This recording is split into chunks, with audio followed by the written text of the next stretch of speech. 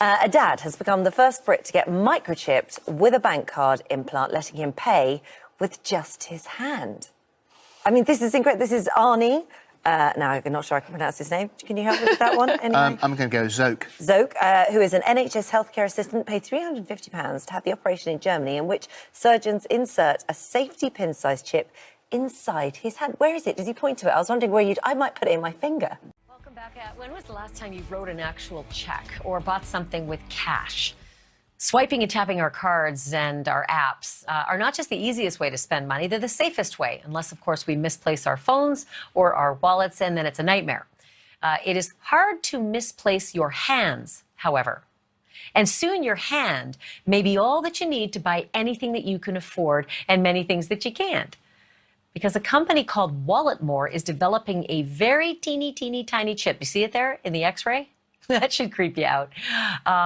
The chip is like the ones that are found in smart credit cards or debit cards, and the chip gets embedded just under your skin and makes your whole hand a credit card. Joining me now is Wojtek Perota. He's the CEO and founder of Walletmore. Okay, Wojtek, this is so futuristic and out there, but walk me through how it actually works. Hey, so first of all, thanks for having me. Let's look at the chip as a super small card that you can use wherever contactless payments are accepted. So it's exactly the same NFC technology, which stands for near field communication, and therefore it can be used only for the near field communication payments. So therefore you cannot be tracked, you cannot be monitored, you cannot be spied with that implant because it's exactly the same technology as credit card. So here's my worry, is that you can accidentally buy something by just having your hand too close to a machine, or you could accidentally have your data all stolen by shaking someone's hand, because a lot of times we protect our cards in cases that can't be penetrated. But if it's in your hand, it's really hard to do that.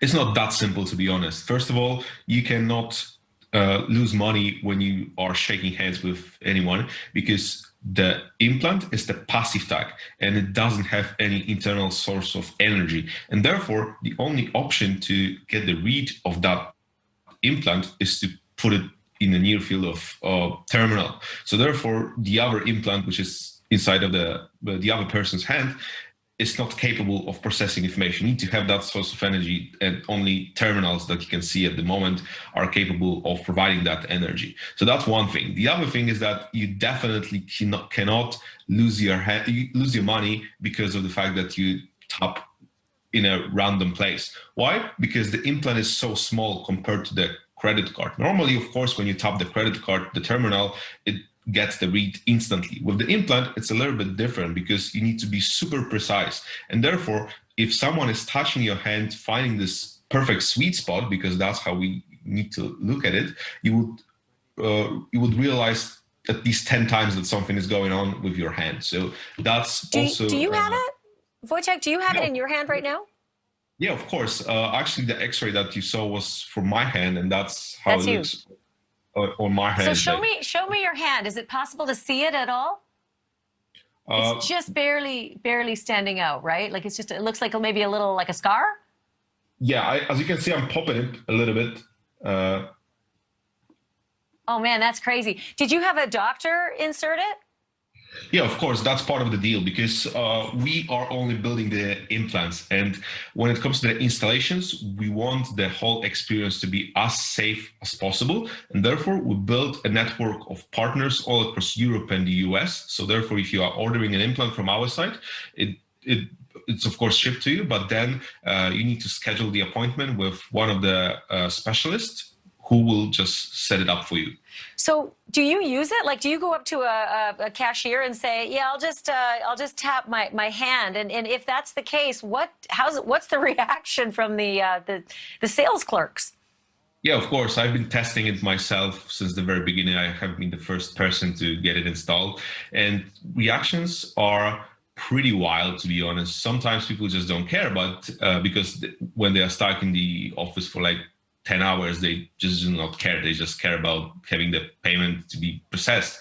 But sometimes the reactions are really extreme, because when I tap my hand and there's clearly nothing hidden inside of the glove or anything else, anywhere else, they are just asking, how the hell is that possible? You need to have a watch somewhere down here in your shirt. But when I'm just taking it down and seeing and showing that, okay, there's nothing out there, then the conversation begins. But in most cases, it turns out to be like a positive conversation, because as long as explain how it works and what's actually inside, they're pretty much optimistic about it.